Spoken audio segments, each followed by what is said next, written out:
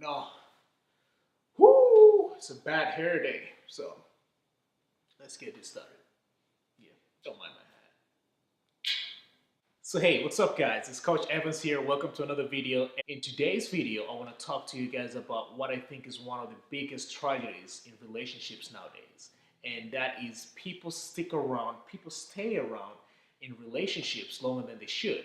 People even stay around in relationships that should not have started in the first place.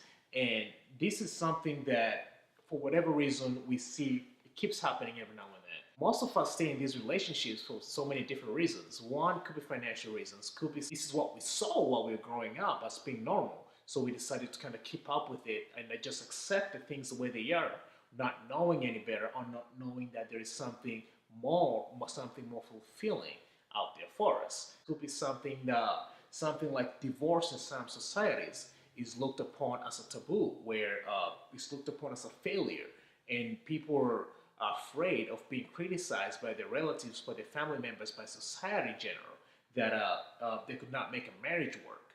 But it takes two people to make any relationship. It takes more than one person to make a relationship grow and become extraordinary and become amazing and become fulfilling and passionate. And this applies to not just romantic relationships, even work relationships where we see people work for bosses that it's all about taking. We are all concentrate on what we can take from the other person instead of what we bring into that relationship. Now, don't get me wrong. It comes to a point where you obviously are in a relationship to give, but you have to evaluate what you're getting back. And if at some point you feel that you're only giving and the other person doesn't give back to you in a way that's going to help you grow, you have to kind of evaluate that and see, do I accept what I'm getting back in this relationship?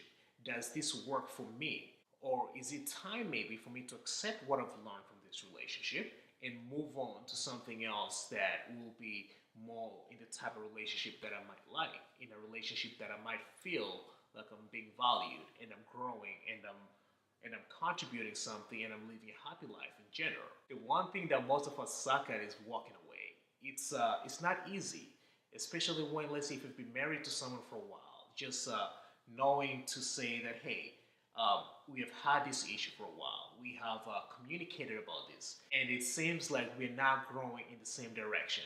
And sometimes it's not that we are all meant to be together forever. No, it's not that way. So it's just that we are sometimes only supposed to be with people for a certain period of time, learn something from those experiences, learn something from us being together with that particular person, and say, hey, I think it's reached that time where we are not growing as a couple, we are not growing as a team, or we are not growing as a family, or whatever it might be, and you go your separate ways. But let's say if there is a child involved, what do you do about that? You don't have to stay in a relationship just because there's a child involved and love is not there. Make sure that you two go apart, live lives that are fulfilling, live like allow yourself space, allow yourself time to kind of track the right person in your life. And even if you do this separately as a dad, as a mom, or whatever it might be, the children will see those beautiful relationships that you have created separately, and they will value that more than you two just staying together and being miserable all the time. And as far as, let's say, you're starting to see someone and you notice something that, let's say, this person is not faithful. Maybe, let's say, she has told you that she has cheated on her past boyfriends or whatever the case might be. Do not ignore those things people tell you, because you will make excuses for them for whatever reason, because they're hot, because they get money, because you just like them for some reason, and not pay attention to those little things that could be a deal breaker for you. To me, faithfulness is a big thing. Somebody who is loyal is something that means a lot to me. But if I decide to not pay attention to that and just keep going on with it, that is a relationship that I should not have started in the first place, that I'll have to walk away at some point, knowing that this particular person does not have the same values as me. Now, values and personalities are different.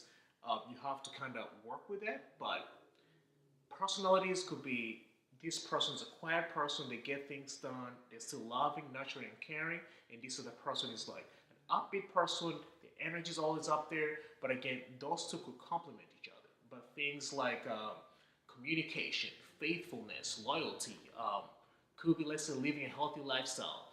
These are things that you can't just see at first and not pay attention to and decide to get into a relationship and thinking that the other person will change at some point, because that is how most of us get into these relationships where you see somebody that's beautiful physically and everything. We tell ourselves that with time, I'll be able to change this particular person to becoming the most ideal version of the girl or of the guy that I want. And this is something that has backfired in my past relationships as well. And I see this backfiring in pretty much other relationships where people try to bring that same thing.